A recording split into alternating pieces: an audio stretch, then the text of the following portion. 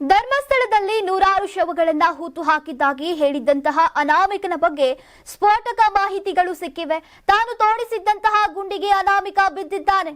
ಎಷ್ಟು ದಿನಗಳ mask man ಮುಖವಾಡ ಕೊನೆಗೂ ಕಳಚಿದೆ. ಈತನ ಹೆಸರು ಸಿಎನ್ ಚಿನ್ನಯ್ಯ ಅಲಿಯಾಸ್ ಚೆನ್ನಯ್ಯ. ಧರ್ಮಸ್ಥಳದಲ್ಲಿ ಕೆಲಸ ಮಾಡ್ತಿದ್ದಾಗ ಈತನನ್ನ ಎಲ್ಲರೂ ಚೆನ್ನಯ್ಯ ಅಂತ ಕರೀತಾ ಇದ್ರು. ಪೊಲೀಸರು ಕೋರ್ಟ್ ಎದುರು ಈತ ಹೇಳಿದಂತಹ ಪ್ರತಿ ಮಾತುಗಳು ಬರೀ ಸುಳ್ಳು. ಇವನ ಹೇಳಿಕೆ ಹಿಂದಿನ ದುರುದ್ದೇಶ ಕೊನೆಗೂ ಬಯಲಾಗಿದೆ. ಎಸ್ಐಟಿ ಅಧಿಕಾರಿಗಳ ವಿಚಾರಣೆ ವೇಳೆ ಸಿಕ್ಕಿಬಿದ್ದಿದ್ದಾನೆ. ಸುದೀರ್ಘ ವಿಚಾರಣೆಯಲ್ಲಿ ಚಿನ್ನಯ್ಯ ಹಲವು ರಣರೋಚಕ ಮಾಹಿತಿಗಳನ್ನ ಬಿಚ್ಚಿಟ್ಟಿದ್ದಾನೆ. ನಾನು ಕೇವಲ ಪಾತ್ರಧಾರಿ, ಸೂತ್ರಧಾರಿಗಳು ಬೇರೆ ಇದ್ದಾರೆ. ನಾನು ಬುರುಡೆಯನ್ನ ಎಲ್ಲಿಂದಲೂ ತಂದಿಲ್ಲ, ಅವರು ಕೊಟ್ಟಿದ್ದನ್ನ ನಾನು ತಂದಿದ್ದೇನೆ. ಬುರುಡೆ ಎಲ್ಲಿಂದ ಬಂತು ನನಗೂ ಗೊತ್ತಿಲ್ಲ ಎಂದಿದ್ದಾರೆ.